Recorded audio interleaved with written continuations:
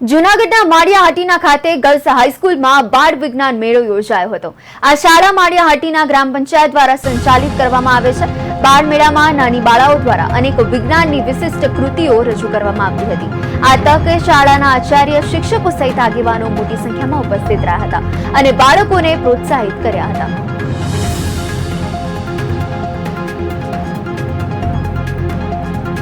અમારી દીકરીઓએ આજે બાળ વૈજ્ઞાનિક મેળો રજૂ કર્યો છે। ખૂબ ઓછા સમયમાં ખૂબ સરસ મહેનતે એણે કલ્પના ચાવલા બનવાનો પ્રયત્ન કર્યો છે અને ભવિષ્યમાં એ બની અને બતાવે અને મારું સ્કૂલનું નામ ખૂબ રોશન કરે એવી શુભેચ્છા।